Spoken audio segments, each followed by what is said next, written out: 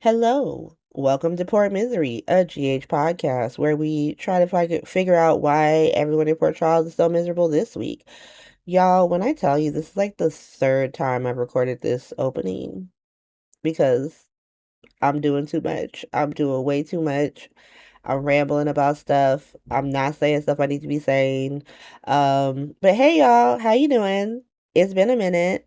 Uh I am back by somewhat popular request to recap this week specifically. Because if you haven't seen this week of General Hospital, if you specifically use this podcast to keep up with General Hospital, I apologize because obviously I haven't been doing it for a second. Go listen to other podcasts who are more, they're more about it than me. I always recommend Sunday Shift, like GH Sunday Shift, Tanya and Tracy.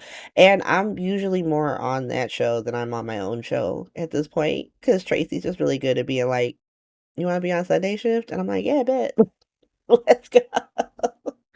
And so that is a place you could get really good recaps. It's really insightful, in-depth recaps, since I have decided to dedicate myself to my dissertation once more. And so that's happening. But I do tweet about the show like pretty much daily, and people were like, you should do an episode because this was a really good week. It was a really good week. Like I have am I going to point out inconsistencies and funny things that happen? 100%. But there are no way complaints or critiques. They are just funny things that happen that I think are funny. And so I'm going to talk about them. But this was an amazing week.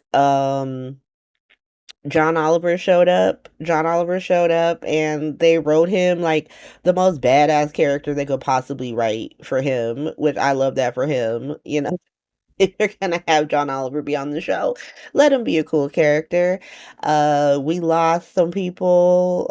Pour one out for Cassius Clay Faison and Big C, aka Cullum. Also, if you haven't gone to the actor who plays Cullum's IG, he is such a sweet man. He made a whole thank you video to GH fans for being so nice and like embracing his very creepy character. And it's such an interesting juxtaposition because his character is so unnerving, right? He's just like murdering people. He's like beating people with batons and stuff. Like he's trying to knife them. He's very 1980s with like I've said in other places that it really did feel like he was in the Beat It video at one point. Like he was gonna get into a knife fight with Jocelyn. Like it was very funny. But he's very sweet. He thanked all the GH fans for being so kind to him and like, yeah, man, this is where I'm at with Cassius and Cullum being quote dead. And I'm gonna get to how that happened to them in a second. But until I see a stray body, until they put in your brain in a jar like they did with Faison, you ain't dead. All right. They said Britt was dead, and now she's just running around kidnapping children again. And so, like, until I see you fully dead, then you're not even dead. I don't even really think. I think they can still bring Nathan back. I think we're gonna find out some bullshit down the line where it turns out Nathan didn't die. They just had him in like a glass tube for the past like 8 years. Yada yada yada. You know what I mean? Like no one's dead until they actually dead. Like, and no one's dead until like the most famous actor who plays them probably dies in real life. And so, like, Luke wasn't officially dead until, Tony Geary unfortunately passed. And so now we can accept that he's dead. But until then, it was like he could come back at any time. Like, he could come back at any time, to be honest. And so I don't necessarily think they're gone forever, but in this moment in time, pour one out. Pour one out for Cassius Clay Faison and Big C because they've gone on home to the devil. But let's get into what happened this week because it was crazy. It was very well done. And so I'm trying to figure out what the best way to go about this is. Like, let me see. I literally this is such a chaos podcast. I don't have any notes. Just I'm just looking at a soap opera website to give me the recap for the week. And so I guess okay, the first thing I want to start with is the thing that's like not directly attached to the main events. It's like setting up for it, right? And so you do have Alexis coming to Sunny being like Danny Wyland. Danny's wiling and he tried to break into the WSB. And Sunny's like, look, I'm gonna talk to him, but I'm gonna be so real with you, girl. You gotta keep him away from the WSB. Cullum killed Marco. Drops that T. Drop the T that Cullum killed Marco in Alexis's office. And like Danny and Alexis walked in on that. They didn't walk in on the murder, but they saw him afterwards. And so she's like, oh no, oh no. And then of course, Danny had just rescued Charlotte from the WSB from Agent Ears. I'm not putting any images in this episode because I want to get it out as fast as possible. But like, look up if you haven't seen this episode, go look up the pic of this man who they sent after Jocelyn. Like, I would not put it out if it was not so visible. Sorry, apologies to that man. Like, because I was just like, oh my god. But he saved her from that man. We haven't seen him since. And he took her to the Quartermain boathouse. Put a pin in that. Put a pin in that. And so now let's go over to the loony bin in France. The loony bin in France. And so you know what? Scratch that. We're not going to the loony bin in France first. So after Alexis and Sunny talk, Tracy comes by and Tracy's like, you gotta kick Gio out your house. Sunny's like, I'm not gonna kick anybody out my house. That's a grown man. Let's talk to him. And they talk to him and explain the situation. Like, look, a Pim Coswell is back in his Whitey's African warlord era, and he's out for blood, and Sonny cares about you, and everybody knows that. And so you are not safe at Sonny's house. Pause. Why would he be safe anywhere though?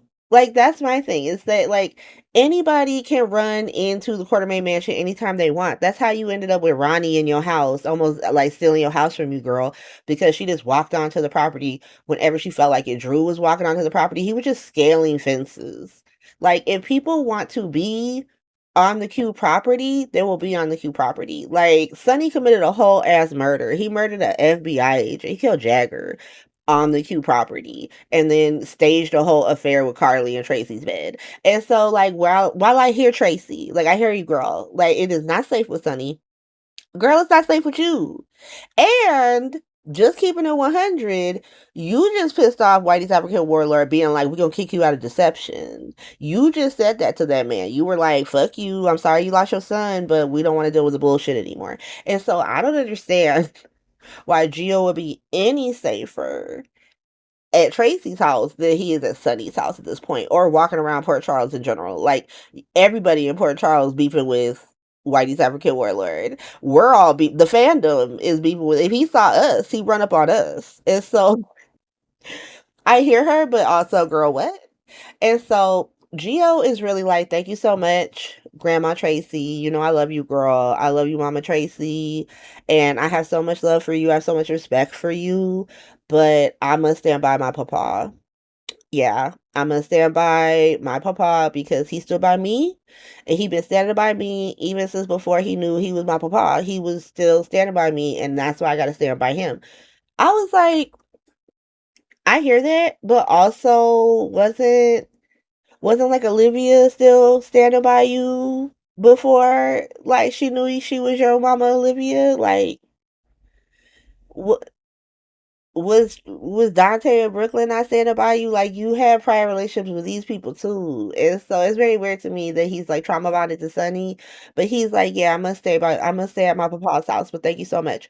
Tracy leaves after making a dig about like Michael and Morgan got blown up in this man's custody. So just think about that. And so Sonny has to like white fang Geo to like leave his house. He's just like, I love you, son, and I'm so glad that you want to stay by me. But I actually I have enough problems protecting my own kids, like, I can't be protecting a second branch of my family tree, like, I'm already trying to protect me, and I'm trying to protect my kids, and Grandma Tracy's out here willing to take over the duty of protecting you, and I'm like, that sounds like a good deal. Like, I can't lose another male member of my family because it's the male line that seems to be dropping off like flies. And so Gio agrees to go live with Tracy, I assume, or maybe he goes lives at Anna's sex den that Emma turned into her love nest with Gio is very funny. But now that we got that out the way, now we can go to Anna. So Anna is in the French loony bin with this woman who has the worst French accent I've ever heard in my life. But she speaks very good French. Like it's very clear that she's a French speaker. I don't know why she's putting this super aggressive accent on the French, on the English at least. But, because there are people in France who are not from France, but they speak French. And when they speak English, they don't have a thick ass Pepe Le Pew accent. That's all I'm saying. She sounded like Pepe Le Pew's cousin, like, Antoinette Le Pew. And so I was like, what's going on? But Antoinette was like, "Hey, girl, are you so crazy? How you doing?" And Anna was like, "Girl, I honestly don't know. I do not know, but I know that I probably didn't see Faison on that fool's his brain is in a jar. I probably didn't see him." And, Antoinette LePew was like, "You know what, girl? Like, that's some real progress. That's some real progress." Anna said, "Thank you so much. Since I made progress, can I talk to my friends? Can I talk to my family?" She's like, "I think that would be great." And so she calls up Felicia, and Felicia, Emma, and Mac go to the Looney Bin in France to go see Anna. And when they get there, they're like, "Oh my God, I'm so happy to see you. I'm glad everything's good." As soon as Anna gets Felicia alone, she's all like, "That motherfucker Nathan is not real, and y'all can stay in Port Charles, and you can die with him or not. I'm not going to." Just all crazy. Just crazy as can be. Like, Anna, what are you doing? But whatever. Felicia's like, "Okay." And Anna's like, "Is there not anything that he has done that is not weird AF? Like, there's nothing, he's just been straight Nathan this entire time. You ain't got no problems with him. Everything's good." And Felicia's like, "Nah, he seems like he's Nathan. But there is that one thing." And Anna's like, "What one thing?" And Felicia drops that Nathan and Lulu dated. And Felicia's like, "That's so weird because I just feel like Nathan and Maxie were soulmates, and that even if Maxie had decided to stay with Spinelli, that he wouldn't just be running off shacking up with her bestie. Like, that shit's weird." And Anna said, "Bet, bet, bet, bet, bet. Bet, bet, bet, bet, bet. Like, that motherfucker not real. You want to die with him?" And like I said, the best part about this is how crazy Anna sounds. Like, even though she ended up being right, she still sounds unhinged, just insane. And so Felicia's like, "Let me call Cody," because James had decided to stay with Mac and Felicia when Spinelli and Maxie took his sisters to the Grand Canyon. And so Cody was watching James while they went to go see Anna in France. And so Felicia calls Cody. We have a whole, like, we got to have some kind of conflict, something that stops this call from happening. So Cody and James were at the pool, and Cody had gotten all wet because James had brought an illegal squirt gun to the pool and squirted his ass up. And so his phone got fucked up. And for some reason, like, Molly was like, "You should put it in some rice so it could dry out." He was like, "We can't do that. We can't do that. The rice particles can get in my phone." And da da da da da. I'm like, first of all, why do you not already have a waterproof phone? Like, I'm pretty sure most phones are now made at least water resistant. So like you would have to it's not a squirt gun that would do it. He would have to physically throw you in the goddamn pool for that phone to get fucked up like that. Unless you got some weird Obama phone or you got some government phone where they tracking your phone calls, bruh. Like that's weird. But his phone's fucked. And we needed to be fucked because Felicia trying to call him being like, don't let the baby go with Nathan. Like we don't know if that's Nathan. That might not be Nathan. Like Anna is still crazy. So she could just be hallucinating all this, but this might not be Nathan. And so Anna is like, cool. Hopefully they believe me. Put a pin in that. We're gonna come back to her. And so let's go back to Port Charles. So everything is popping off because like Whitey's African Warlord is just running around Port Charles like a cartoon character. Like he's getting trunks, he's blackmailing Willow, he's doing all the things, and everybody trying to find him. And Anna and Jordan, not Anna, Anna's in the loony bin. Laura and Jordan put their heads together, and they're like, he's got this one weird property that he was gonna give to Lucas and Marco. Maybe he went there and they call Nathan. And so Nathan is like, okay, he has to tell the PCPD and he kind of doesn't want to deal with it. He's just like, if they catch that bum, they catch him. Like, I can't do anything about this. And so he goes to tell Cullum that they think Stilwell is in this house. Like, he's probably in this one house that he bought for Marco. Cullum is like, why aren't you there? Why aren't you there murdering him? What the hell? And Cassius is like, I'm really not trying to do that. Like, I'm really not trying to be a part of this life. Like, I feel like you don't really get that I'm not trying to be a part of this life. I'm really trying to be Nathan West because that was a great life and it seems amazing and I want to be that person. Cullum is like, I don't give a shit what you want. Like, people in hell want ice water, bruh. Like, go to that house and go kill Sidwell. And so now Nathan got to find a reason to go because he already passed it off, right? He gave it to Horny DA and she gave it to Mean Girls Detective. Now, I haven't recorded since Mean Girls Detective showed up. That's the dude who is in Mean Girls. He's a detective now. His new name is Mean Girls Detective. So if you were confused by that, that's who that is. And so Mean Girls Detective was like, I'm on the case. Nathan show up, like, hey, bruh, I'm here to do backup. Like, Mean Girls Detective was like, okay, sure. I didn't really need backup. It's like, it's a stakeout, right? Like, I'm not here to attack that man or try to take that man in. I'm here to stick out. So if he's there, then we call SWAT team in, right? And Nathan's like, cool, I'm just gonna like keep you company, it's gonna be fine. And so he's like, bet. Here comes creepy council person in a car, and Whitey's African Warlord get out the trunk because he put him in his trunk. He was just transporting him around in a trunk like he's fucking Al Capone. It's so funny. But they go in this house. And so Mean Girls Detective was like, bet, let me call the SWAT team in. Nathan's like, nah, we can't do that because like there's a leak in the department and he knows about stuff. And so we can't be doing that. We have to do it ourselves. We gotta take him in ourselves.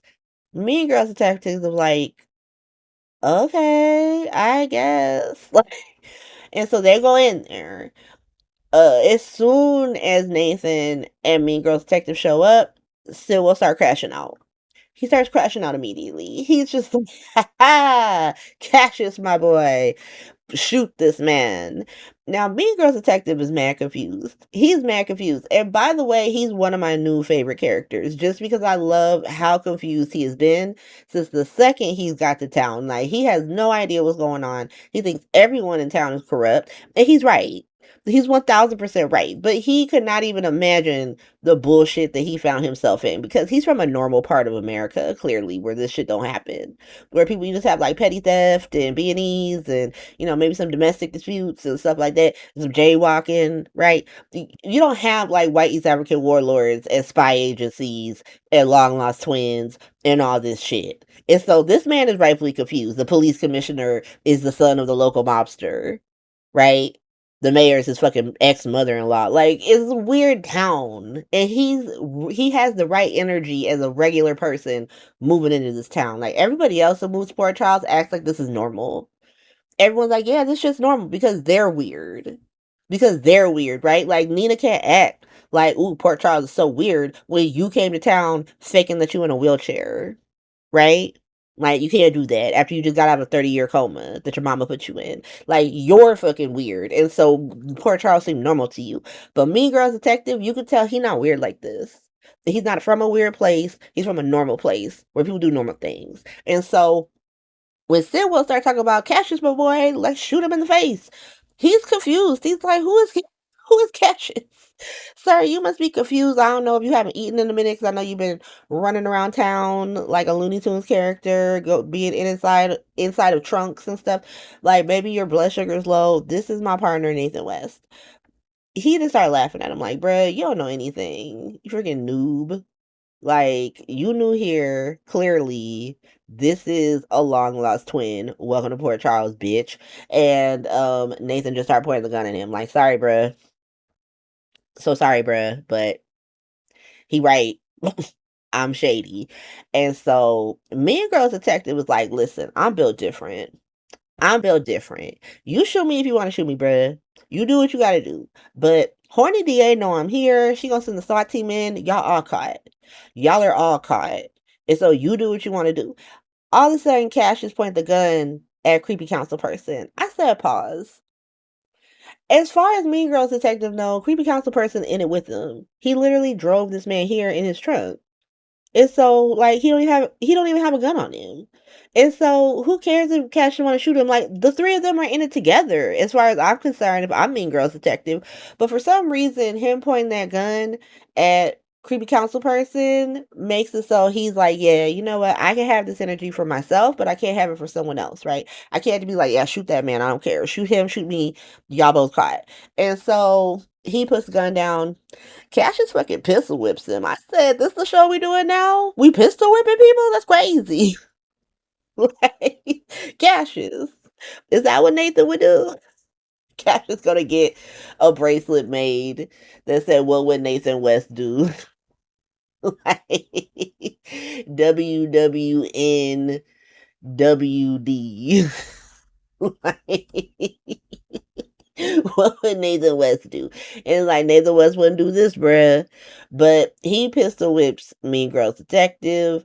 And Sid was like, thank you, bruh. Like, I love you, bruh. Dap me up, bruh. And like Cash is like, no. Points the gun at him. He's like, what's this? I thought we were homies. You just pistol whipped someone for me. He said, nah, you think you just gonna burn me out in this town? I'm gonna sit here and like cap for you. I'm gonna be your little errand boy. We're not gonna do that. We're not doing that. And Sidwell's like, I didn't say I need an errand boy. Like, I want a partner, bruh. I'm in league for a partner and a new son since Lucas is an ain't shit bitch. My son died. My replacement son betrayed me. And so, are you a homosexual man? No, but that's fine. I can learn to live with whatever this is. And Cassius is like, nah, bro, I'm not interested in that. You are a weirdo. I'm trying to live a new life with my nephew son and be a good person. And so best I can do is just let you go. I can just let you leave. I'll give you a head start. Like, but I'm not teaming up with you, bruh. I'm over you. And Sidwell goes to reach for Mean Girls Detective's gun. Like, cool, let me just take this gun and I'll be bouncing out. Cassius said, absolutely not. Absolutely not. You ain't with East African warlord. You think I'm gonna let you take a gun out here and then you shoot me in the back and betray me? Hell no. Hell no. My parents are evil European villains. I know more than that. I didn't just fall off the turnip truck. And so Sybil don't have a gun. Remember that. Put a pin in that. Sybil didn't have no gun when he left. Cassius got two guns. Remember that. So now it's just Cassius and creepy council person because Mean Girls Detective is still knocked out on the floor. Creepy council person's like, cool, I'm gonna go. Bruh, are you serious? You just heard all of this and you think this man about to let you go. Are you for real? And absolutely not. Cash is like, nope, what you talking about? You're not going nowhere. I'm leaving. You gonna stay here with Mean Girls Detective and you gonna make sure he's alright because I'm not gonna have this man's murder on my goddamn conscience. And so Cassius leaves. Creepy council person stays with Mean Girls Detective. I'm speculating that they're gonna give them a connection. Just because why not? Like, it seemed like they wanna keep creepy council person. I'm 10 minutes from giving him his name, and so, like, he's already becoming, like, besties with Laura, so, like, might as well just start calling him Ezra. But, yeah, I'm calling that they're gonna give creepy council person and Mean Girls detective some type of connection. I could be wrong, but I don't know, we'll see. And so Cassius takes off.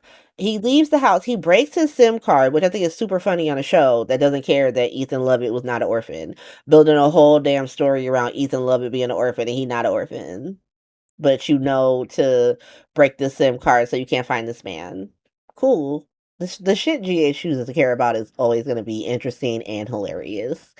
And so he breaks the SIM card. He goes to find this random car under a dirty tarp in a parking lot in like Los Feliz. It's very it's very funny.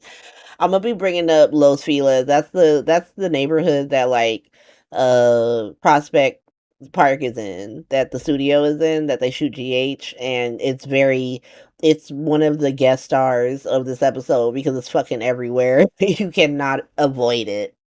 There's like in Southern California compared to upstate New York, I just imagine like the foliage is very different because they'll have like they're at the parking lot of Prospect and you could just see these giant agave plants, which is a very Southwest United States specific plant. Like it's a desert plant. It's like, okay, I'm gonna use my imagination. So we're gonna for the rest of the episode, we're gonna put our imagination hats on, and I'll tell you when we need to use our imagination. But Cassius goes to this parking lot where he got this like car that's just it looks like it's been there forever just because the tarp is dirty. I thought it was a good touch. And he, tosses out his wallet, keeps everything but some cash and a picture of him and James. And then it is set up for him to like bounce the fuck out, right? You know, I broke the SIM card. I got my fake Canadian passport. I got some money. I'm bouncing out, right? Wrong. Tell me why this man goes to the batting cages. Like, he goes to the batting cages.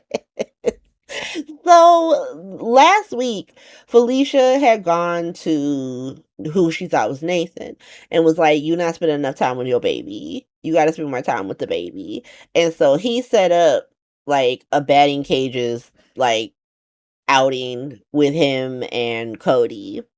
And so Cody and James were already there, and James is like, "Where's my dad?" and like, "What's going on?" And Nathan shows up. And remember how I told you Cody had a fucked up phone? So, of course, as soon as Nathan show up, that phone turned back on. The phone turned back on, so he got like 87 messages from the loony bin in France being like, "Don't let Nathan be around this baby." Of course, while he's like, because he went off to the side to listen to his messages, Nathan is talking to James. Anytime like people think he's Nathan, I'm gonna refer to him as Nathan.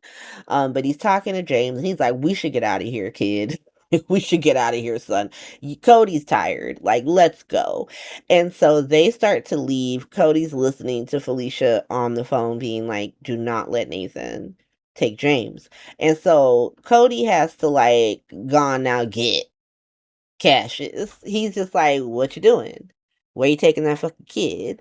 And James is oblivious, right? He's a little kid. So he's just like, "My dad's gonna take me to get ice cream." Cody's like, "Bro, we're gonna get ice cream. You and me getting ice cream. We're gonna get 3 scoops of ice cream, but you're not going anywhere with this man. This man got some shit to do. The station just called his ass or something, right? Right, Nathan?" And like, as the good, like, this is the thing, right? I'm not excusing any of the bullshit that he's done, right? I'm not saying that. I'm saying that it is very easy for me to believe that he came here thinking that this was going to be an easy job. He was just going to like step into this man's life, do what he needs to do, and bounce out. And that by stepping into his brother's life, he kind of realized what a great life his brother had. And he kind of fell in love with that. And he fell in love with the kid. He fell in love with, being a cop. He fell in love with being friends with Dante. Like, it's easy for me to believe that he was able to like see this man's life and be envious of it. The way his mom loves him, the way, just all that. And so rather than cause a scene, rather than traumatize this kid more than he's already gonna be traumatized, he essentially is like, "Yeah, I gotta go." And he tells them, like, "Listen, you're gonna hear some stuff about me, and some of it's not gonna be great, but, like, just know that I love you." Like, that was always real. Like, I genuinely love you. And I do believe he loves his kid. It's still his nephew. It's still his nephew, and for all intents and purposes, like, if you did a DNA test on James, it would say that Cassius is his father because him and Nathan are identical twins. And so for all intents and purposes, he is his fucking father.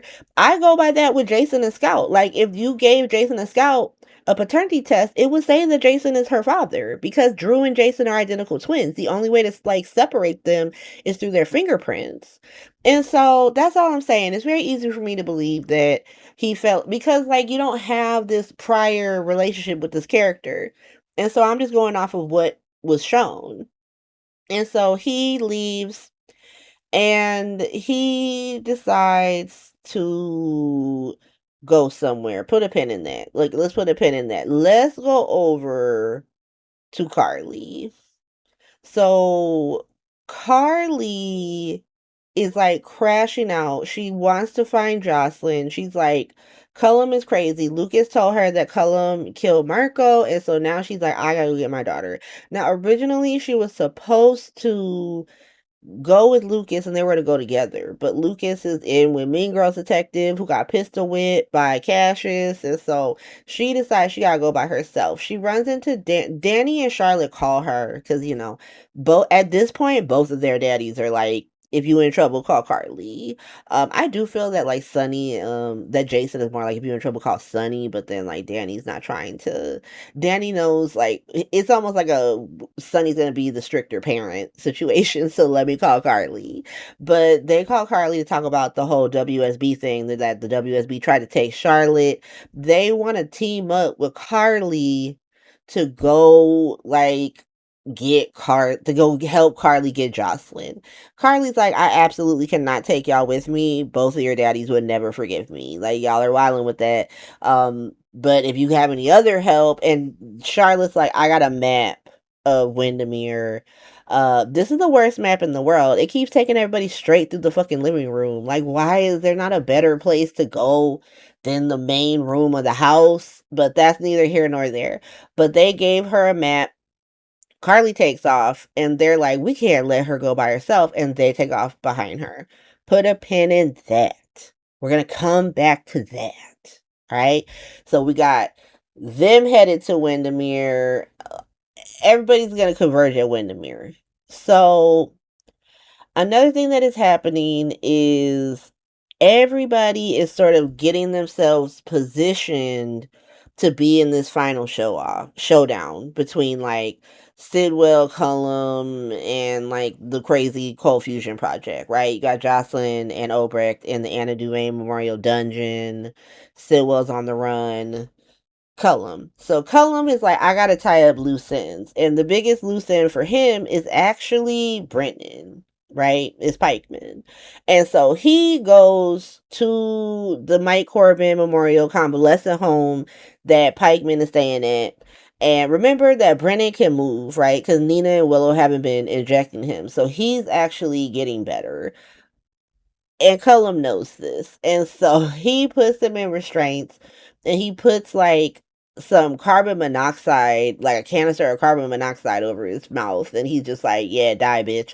But he won't stop monologuing. And this is going to be the demise of Cullum because he will not stop monologuing. He gave a whole damn monologue about, ooh, Brendan, all the things you could have done, but you couldn't stop me, bruh. And now I got to kill you. And da da da da da.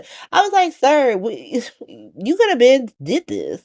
We could have been did this. Like, why you keep monologuing? Like, you got to stop this. But he won't stop. But he gets the mask on him, pieces out, goes back to Windermere. So he's going back to Windermere.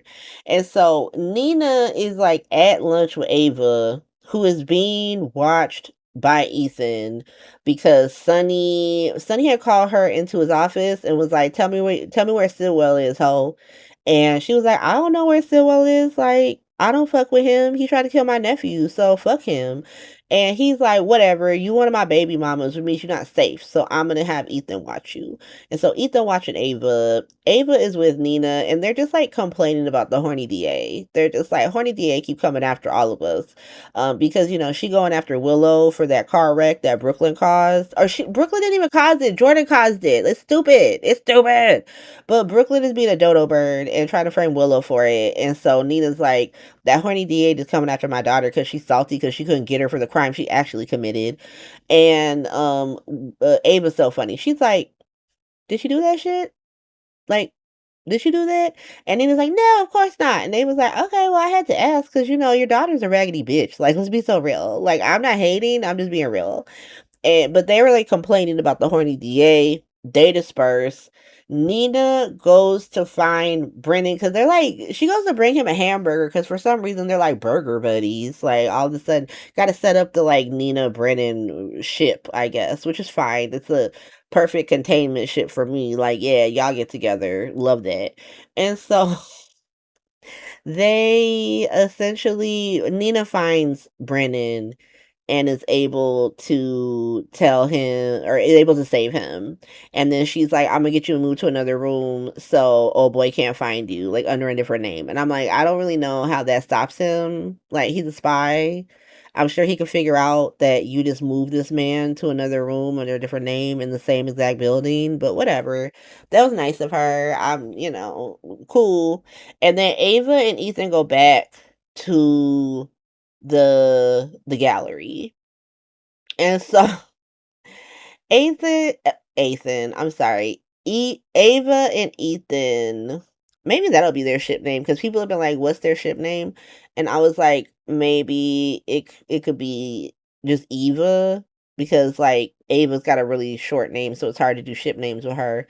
And then Ethan's name starts with a vowel, so it makes it difficult. But I guess Ethan works too, but I like Eva. But Ava and Ethan go back to the the gallery and they're, fighting. They're like flirt fighting because they're doing this enemies to lovers thing. And the horny DA show up. The horny DA is like, I need to talk to you about Sidwell because I know that you were popping that pussy for him. So what's good, girl? Ava's like, okay, and that was before he shot my nephew. And she was like, well, you were helping him, you were selling him all that art. Ava's like, girl, how does selling him art help him? What are you talking about? I was trying to make a bag. Like, I'm sorry that like I'm not gonna do a background check of where these people want to buy art from me. Like, girl, shut up. And she says something like, I would have spit on him if he was on fire. And here comes Whitey's African Warlord, like, girl, I'd spit on you. And it is so funny because he really does come in like, Ava, I'm here to take you hostage so I can get out of town.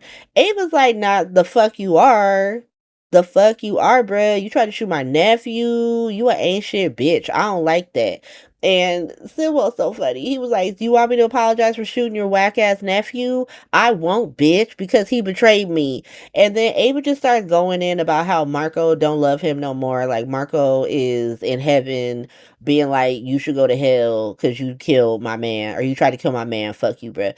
And so Whitey's African Warlord's like, fuck it. I don't even think Sonny would like you. He wouldn't even try to save you anyway. Which is like, what does this mean when you were here for her in the first place? Like, now you trying to dunk on her?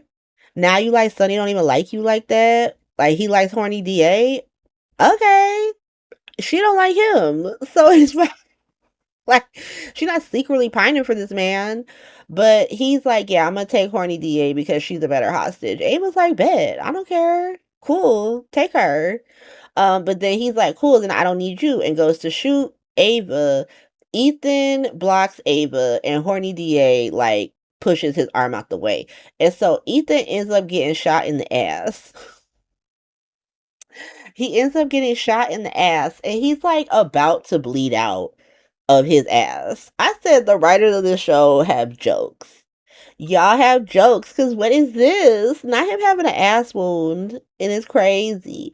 And in the delirium of bleeding out of his ass, he drops the tea that he's not that baby's father to Ava. And so I feel like we already knew that he wasn't that baby's father, but this is the first like real confirmation we're getting that he's not that baby's father.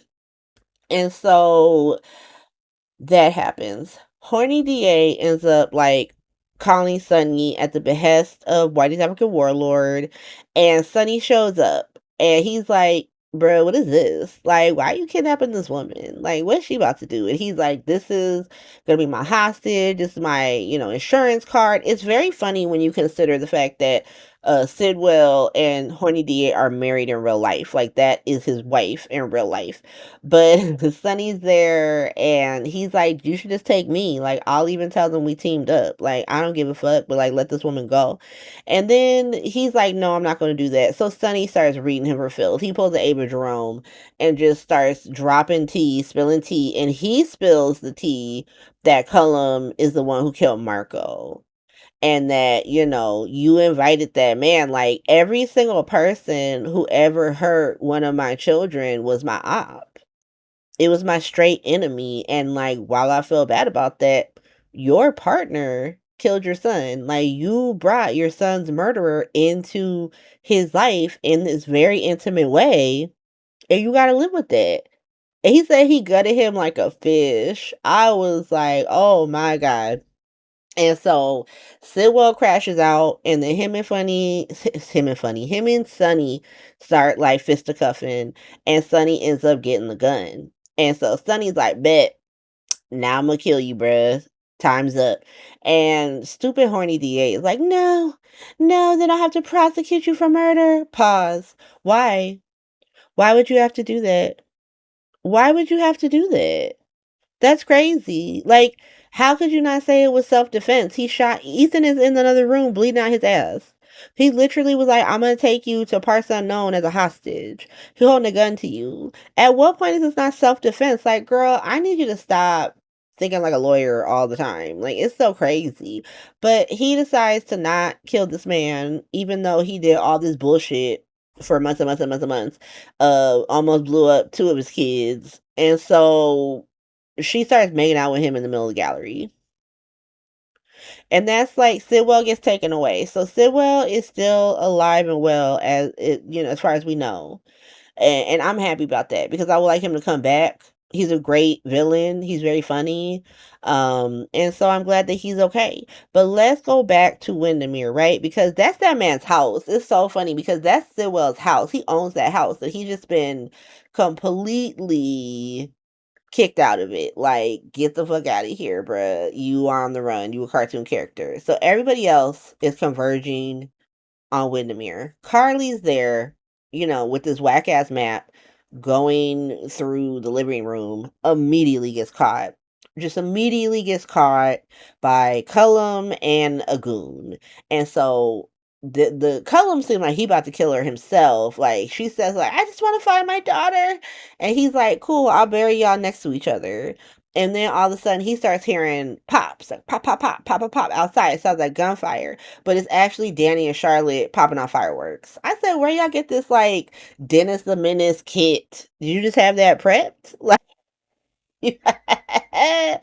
what is happening here? But they popping off fireworks. Cullum is like, I'm gonna go handle that. Leaves it to the goon to kill Carly. Tell me why this goon had to take his whole ass jacket off and start monologuing. What is there a class at the WSB where they teach y'all how to monologue? Where you should just be killing somebody? Did you got to take your jacket off to kill this bitch? Like, I don't understand. He like folded the jacket and everything. He gave Carly time to get like a fireplace poker, but that didn't even matter because she hit him hard with that fireplace poker and he just turned around like the Terminator on her. Like, girl, now I'm mad. And so they start fisticuffing, and then Cassius come in and kill him because Cassius was on the way to save his mama. And so at that point, he gives Carly a gun and tells her the code to the Anna Duve Memorial Dungeon. Pause. Let's go back to Sidwell. When Sidwell was holding them hostage, he had a gun. Where'd he get that gun from? Where did he get that gun from? Because Cassius didn't let him have a gun. So where did he get the gun? Does he just have random guns stored around Port Charles? Like, whatever. I forgot to bring that up. Answer in the comments where he got that gun from because I'm very confused on where Sidwell got that gun to hold Ava, Ethan, and Horny D hostage. But Cassius gives Carly a gun, and then he goes to go find Cullum because he's like, I'm gonna stop this. Now, Windermere, to portray Windermere, they're using the outside of Prospect Studios. Prospect Studios is in Los Feliz, and there are like mountains and apartment buildings on those mountains. They're like hills, but like you can see all that shit. All they did was really like try to portray like some water sounds, like shh in the background so you can hear water, so you can make you feel like you're on a lake. But when I tell you, you are 15 miles from any body of water near where they are. Like they're in East LA, which is not East LA, East Hollywood. My bad. I'm closer to East LA than they are, but like they're miles and miles and miles from the beach. No lakes around, and like I said, when they're doing these sweeping shots, they can't help it. They can't like maybe they could have been a little bit more astute of where they were pointing their cameras, but they are definitely pointing at all these apartment buildings that must be on Spoon Island for this to work, but it's supposed to be a secluded island fortress. But like I said, imagination hats on. We're putting our imagination hats on. And so Cassius goes to find Cullum. Carly goes to find Joss. Now, Joss and Obrecht were in the Anna Duvay Memorial Dungeon, and they had managed to get the door open, but then like one of Cullum's goons came to like murder them, and so they had to lock that shit again. And but then when he left, they're like, okay, let's try to get it open again. When they open it again, Carly's standing there, and she's so happy to see Joss. Like, oh my god, I've been so worried. Joss immediately is like, sorry, bitch, gotta go, and locks Carly in the room with Obrecht, takes the gun, locks Carly in the room, and pieces out to go help Cassius. And Carly's pissed. Like, she bad. But Joss goes to help Cassius because Cassius is surrounded. She ends up taking out one of the dudes who was about to pop him in the back. And then she's like, what do we do? What do we do? And they see Cullum, and she's like, cover me. Goes out, immediately gets shot. Just immediately gets shot. And so now she's shot. And so then Cullum comes to shoot Nathan or Cassius, and he once again starts monologuing. Sir, shut up. Why are you monologuing? This is crazy. But he's monologuing, and he spills the tea that Britt don't have Huntington's, that he faked all that shit just to get her to do it. And so a lot of us assume that Britt did not have Huntington's. So it wasn't too big of a spillage of tea, but we have confirmation that she does not have Huntington's, which is good for her character because, like, what are we gonna give her, this debilitating disease, or just never deal with it? Say like we did cure Huntington's, and so she just doesn't have it. Cool. But it is kind of a waste that none of Faison's children had it. Like that's kind of nuts. But she doesn't have Huntington's, and he shoots Nathan, or he shoots Cassius. I'm confused, like because he did such a good job of infiltrating this man's life, except for the whole banging Lulu thing. But he shoots Cassius, but because he was monologuing, it gave Jocelyn time to get like a shotgun and shoot him. And so they're all shot. It's very like fucking West Side Story out in here. And a helicopter shows up because Valentine had gone to the WSB to tell the actual head of the WSB, because there's just so many different levels of the WSB that like they're just adding new ones when they need to. But the head of the WSB is some guy named Z, and that is John Oliver's character. And he shows up, and it is as extra as you think it would be. Like, I don't know what that man's doing over at Days, but on General Hospital, they really let him live his dreams, because he came out of this helicopter.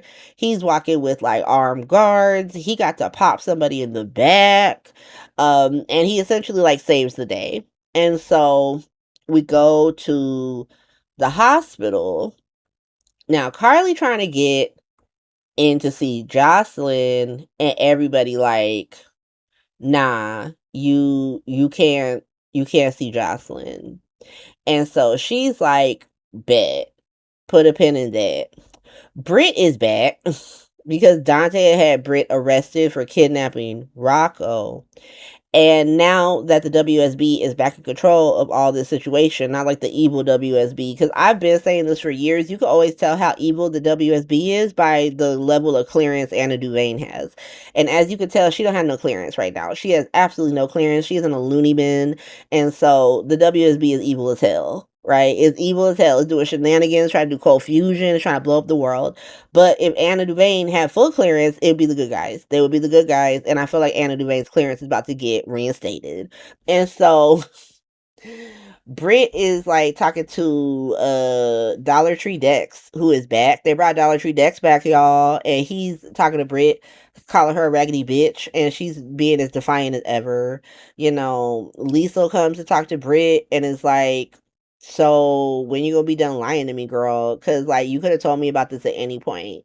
Like you could have told me you were being blackmailed. You could have told me that you needed something reverse engineered. You don't think I know how to reverse engineer shit? Like, girl. And Britt's like, oh, oh.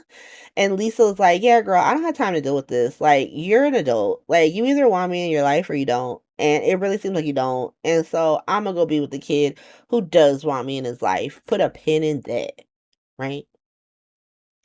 And so you also have Charlotte and Danny going to the PCPD to find out about their dads. Molly is like, please shut up because both of y'all have broken several laws in the course of all this. And just because you are kids doesn't mean shit. Like they will try you as an adult. So shut the fuck up. And so of course neither Danny nor Charlotte shut the fuck up. They're just incriminating themselves all over the shop. But Molly's like, look, can we get these kids like a phone call or something? Can they just like FaceTime their daddies for a second? Because obviously they're going through it. And Vaughn is like, I don't know, bro. That's above me. And so we'll see what happens there. Then you get Dante, Lulu, and Rocco. So like Dante has to tell Rocco that Britt's in jail and he's like crashing out. And like if you like it, feel free to like it. Like the Rocco Britt relationship. I'm not telling people they can't like it because like sometimes I got like Brit fans in my Twitter mentions like crashing the fuck out because I don't like this stuff. I'm not saying that you can't like it. I'm saying that I don't like it. I don't like it. I'm not a fan of this. I'm not a fan of this relationship. I think it's dumb. I think it's contrary to the story that has been told since this kid has been born. I'm not a fan of it. And I'm not a fan of this kid who essentially wished Sam McCall into a fucking cornfield so he could have his mama back, trading his mama in for the raggedy bitch who kidnapped him. Like, I'm not into that story. I'm not into it. I don't like it. I don't like this character. I liked her better the last time she came back. I liked her relationship with Spencer because it was like a motherless child who was having like a female influence, whether that was good or bad, right? It was just like the female influence he craved, the motherly maternal influence he craved. This kid has a fucking mom. What normal person is like, I wonder what I was like at 10 months old. Was I out here blowing bubbles? Who gives a shit? I hate when my parents bring up when I was a baby. When you were a baby, I was like, nah, I don't need to hear about that. It's fine. Like, you keep those memories tight, keep them close, right? And so I don't like it. And he was crashing out on his parents, like talking to his parents any kind of way. Like, Dante and Lulu, your son has literally been to juvie this year. You shouldn't be letting him talk to y'all like that. That's crazy. And he shouldn't be able to leave the house. He shouldn't be able to leave the room. Like, y'all really need to start parenting your children because this is wild. He's talking to you any kind of way. And so he like storms upstairs all mad that Britt is in jail, even though Dante was like, I did this to protect her. Like, if we could find y'all, then Cullum could find y'all. And so what do you mean? Like, she wasn't safe. And so now that Cullum's dead, Rocco's like, let her go. And Dante's like, nah, I can't let her go because she was out here doing cold fusion with these people. It's above me. This shit's above me. This is the WSBs. I want to talk to her. And so Rocco storm off. And so Dante takes the time to tell Lulu that she was never with Nathan. She would never with Nathan. And Lulu has the reaction you think she would have. She's like horrified, but then she's also like embarrassed. And then she's also ashamed because like She really felt like she was in it with somebody. And, it's one thing for her to be sleeping with her friend's ex-husband, but like it was both of them together. And now it's like, no, you thought you were sleeping with your friend's ex-husband and he wasn't the ex-husband. And so Nathan wasn't actually down to do that. It was just you.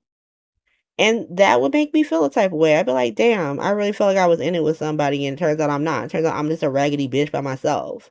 And then, like, the realization that, like, I really thought I was that girl. Like, I thought I was that girl who could take my friend's ex, but it turns out I'm not. And the friend's ex would never do that to her. Like, it's not even an ex, he died. So, like, she's a widow, and she still gets the comfort of knowing that her man was her man, and he wasn't out here trying to bang her friend. And those are the surface level things before we get to the fact that Lulu was violated in the worst way. She did not consent to have sex with Cassius. She did not consent to be with Cassius. And so the consent was not there. The consent is like, it is a form of essay. It is a form of essay. Like, he assaulted her. He broke her trust emotionally and mentally. Like, how are you even okay at that after that? Like, how do you even learn to trust anyone after that? Like, that shit's so crazy. And so that was wild. And she's really going through it on the couch. And here comes Rocco talking about, let me talk to you about Brit and how she's a good person. Okay, cool, great. Thanks. Thanks. And so let's go to John Oliver and Joss. So Carly was trying to get in, but she couldn't because John Oliver was in. And John Oliver is like, girl, tell me what happened. And so Joss is like, bet. Like, Cullum is a villain. He was teamed up with Stilwell, the Whitey African warlord. And Cassius was working with them, but then he flipped and decided to help us and do the right thing. And so he's a hero. And John Oliver said, don't go crazy, girl. Like, he was still out here. Like, yeah, he changed his mind in the end, but he was still out here doing stuff. And Joss is like, yeah, but he still saved my life. Like, he literally kept me alive. And so John Oliver's like, cool, thanks for the stuff. I'm gonna go, sit on that, reflect on that. And Joss is like, don't play in my face. Like, I know I'm young and I'm cute, but I'm not dumb. Like, so what you want me to say is that Cullum was the hero and that Cassius is the bad guy, right? Because he's Faison's son. And John Oliver's like, yep, love that story, girl. Let's go with that. Jocelyn's like, I would love to, but I'm gonna need something from you first. All right. I didn't just fall off the turnip truck either. And so John Oliver's like, what you want? And Joss says she wants Valentine and Jason's freedom. You better do it, Joss. You better do it. Get it done. And so it's looking like Jason and Valentine are coming on home, thanks to Jocelyn. But John Oliver is impressed. He's like, okay, girl, I see you. I see the skills. I respect them. And so it's not looking like Joss is getting out the WSB anytime soon, nor does it seem like she wants to. But that means nothing to Carly because Carly goes straight to the WSB regional office because, she know where it is. She used to date Brendan. And she bangs on the door until they let her in to see John Oliver. And she's essentially going to tell John Oliver to fire her daughter. And that's pretty much what happened this week. That's what happened. The only other thing that I left out was so people tell Anna that, Cassius was Cassius. Turns out you were right. And she's so happy. And the Antoinette LePew is like, girl, I feel like it might be time for you to come on home too. So Anna might be coming back to Port Charles next week as well. But at the last second, the camera pans and we see Ghost Peter August being like, yeah, girl, we going on home. It's gonna be great. Like, let's do it. And so Peter August is back, y'all. I'm not as upset as some people are about this news. I think that used in the proper way, that a Peter August ghost return could be fun. But I hear everybody who's like, oh no, not Peter August. I'm so upset. I feel you, I hear you, I don't share those concerns, but if he does pop back up in the corporeal flesh, then that could change, and so tentatively, I'm fine. But this was a fun week. That's pretty much what happened. Like I said, we have learned that supposedly Cassius, pour one out for Cassius, is no longer with us. That sucks because Liesel just said she gonna be with the kid who want to be with her, and he's gone on home to the devil. And apparently Cullum is dead. But once again, until I see a body, I can't believe that either of these two are gone. We got a lot of setup coming up, like a lot of things to happen. Obviously, Sonny about to find out about Carval, so that's gonna be nuts because he's not gonna be happy about that. All the stuff like the people, everybody had half information. Like this episode, like the only reason why anything came to a head and came to completion is because everybody started talking to each other after a year and a half of not talking to each other. Like if they had all came together at a powwow and just say, here's all the information I have, here's the information you have, here's the information you have, we could have solved this months and months and months and months and months ago. But that's not how GH works. That's not how soaps work. And so they finally decided to have like Lucas and Carly talk, and then we got Alexis, talking to Sunny, and they learn tea and like all the things. So the story has concluded. Stillwell is in jail. Cullum and Cassius are dead. Anna, Valentine, and Jason seem like they're coming on home. Jocelyn's still in the WSB.